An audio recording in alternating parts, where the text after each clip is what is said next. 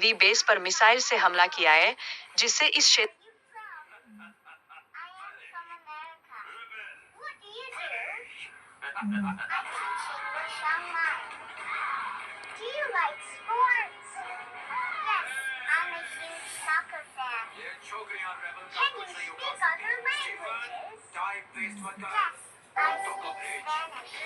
Hezbollah ने Israel के Stella मारिस नेवी बेस पर मिसाइल से हमला किया है, जिससे इस क्षेत्र में तनाव बढ़ गया है। इस हमले ने सबको चौंका दिया और इजरायल के लोग अब सुरक्षा को लेकर चिंतित हैं। इजरायल के रमता डेविड एयर बेस पर भी हिजबुल्लाह ने मिसाइलों का उपयोग किया, लेकिन इजरायल की रक्षा प्रणाली ने एक मिसाइल को गिरा दिया, जिससे कुछ राहत मिली। यह दर्शाता है कि इजरायल अपनी सुरक्षा को गंभीरता से ले रहा है। अब हिजबुल्लाह ने इजरायल के कई महत्वपूर्ण सैन्य ठिकानों पर हमले किए हैं। इससे इजरायल की सुरक्षा स्थिति पर गंभीर खतरा मंडरा रहा है और लोग इस स्थिति से चिंतित हैं।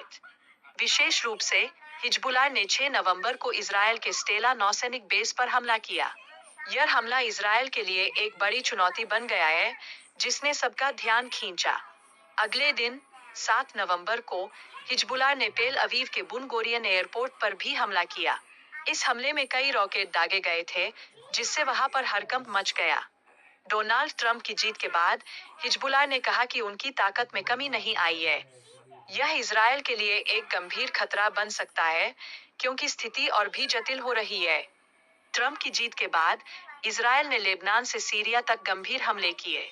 यह दर्शाता है कि इजरायल अब पीछे हटने वाला नहीं है और वह अपनी सुरक्षा के लिए हर संभव कोशिश कर रहा है।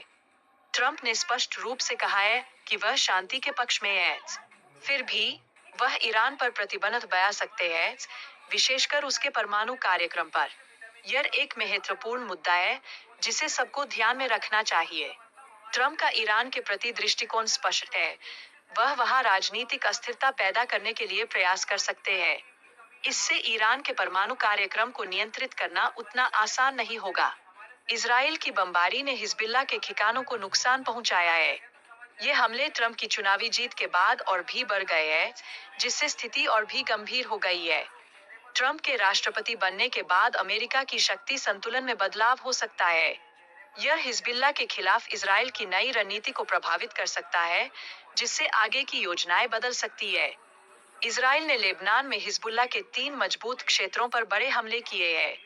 इन क्षेत्रों को पूरी तरह से नष्ट करने की कोशिश की जा रही है, ताकि सुरक्षा में सुधार हो सके। पुतिन ने ट्रंप की बहादुरी की सराहना की है।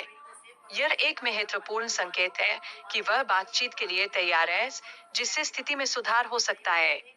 पुतिन ने ट्रंप से कहा है कि उन्हें रूस-यूक्रेन युद्ध पर ज्यादा ध्यान देना चाहिए, जिससे वैश्विक स्थिति पर प्रभाव पड़ सकता है। यह बात सबके लिए ध्यान देने योग्य है। ट्रंप ने चुनाव प्रचार में यह दावा किया था कि वह युद्ध को जल्दी समाप्त कर सकते हैं। यह उनकी आगामी नीतियों पर सवाल उठाता है और दर्शाता है कि उन्हें कई चुनौतियों का सामना करना पड़ेगा। ट्रंप ने चुनाव अभियान के दौरान नाटो देशों के लिए सुरक्षा खर्च को लेकर स्पष्ट दिशा निर्देश दिए। अमेरिका केवल उन देशों को सुरक्षा देगा जो अपने रक्षा बजट को बढ़ाएंगे। पोलैंड के वित्त मंत्री ने अमेरिका पर विश्वास न करने की बात कही है। इससे यूरोप की सुरक्षा को लेकर और चिंता बढ़ गई है और लोग चिंतित हैं कि क्या होगा। उसके साथ ही पुतिन ने भारत की प्रशंसा की है। उन्होंने कहा है कि भारत सुपर पावर बन सकता है, जो भारत के लिए एक महत्वपूर्ण संकेत है।